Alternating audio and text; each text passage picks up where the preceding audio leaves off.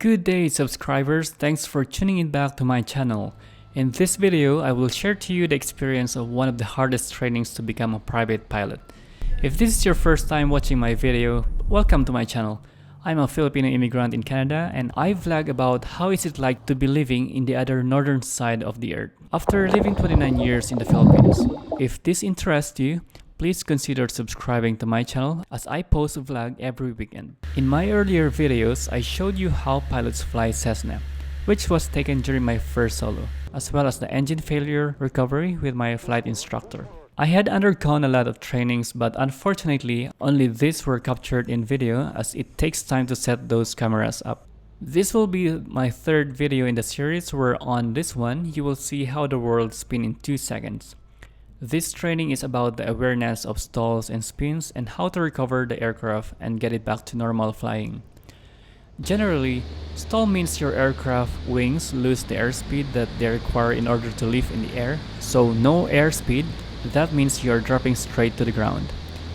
And you will hear this sound all the time as that's the aircraft warning signal when he is about to stall. This is one of the scariest training I ever experienced in piloting, and I'm lucky enough to capture this in video. I hope you won't get dizzy and disoriented just by looking at this video, as it will be more intense when you are right in the cockpit, where you feel heaviness when you are pulling up the plane, and the weightlessness when you are getting stalled and getting dropped towards the ground. So, it is more than a roller coaster ride if you want to imagine. In this flight again, I am with my flight instructor, Captain Alexey. So I rank these stall trainings from less intensity to the max intensity, so stay tuned until the last one where I actually made a mistake to recover it. I will also explain what is happening in every part, so without further ado, please fasten your seatbelt, hold on tight as we fly the wild sky ride. In power off stall, this is the lightest stall and it's not scary. It usually happens during the landing when you turn the power off already and you pull up too much. And to recover from this stall, you just push forward and level to the horizon and then add power right away to gain airspeed. Actually, this stall is intentionally used during the landing when you have already leveled to the runway and you are close to the ground. With that, you could be able to choose where to specifically land in the runway, because you can't land in the runway by just pointing your nose down to the ground and as it will crash. In power on stall, this is more intense and a little bit scary, because you will feel a sudden drag to the other side of the plane. It usually happens during the takeoff and when you are climbing up in the air without leveling your aircraft horizontally and balanced.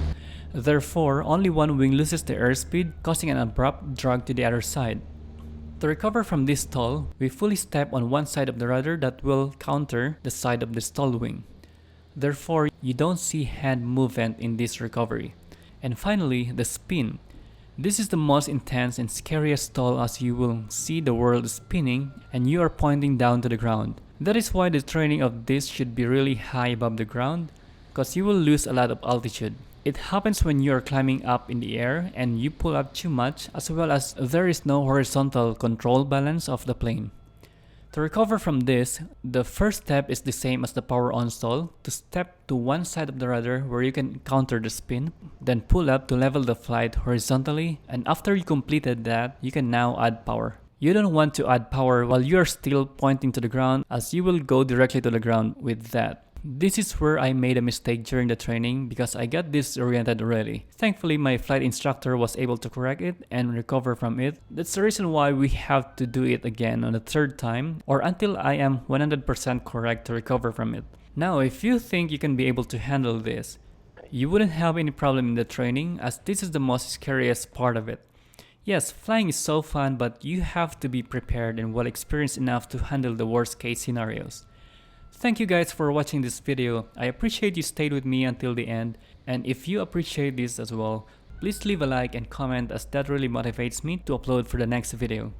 In my next video, before I get to another topic, I will share to you the steps on how to become a private pilot in Canada, or if you just wanted to fly for fun without any experience. So again, please don't forget to subscribe to Walking J channel and hope to see you again in my next one.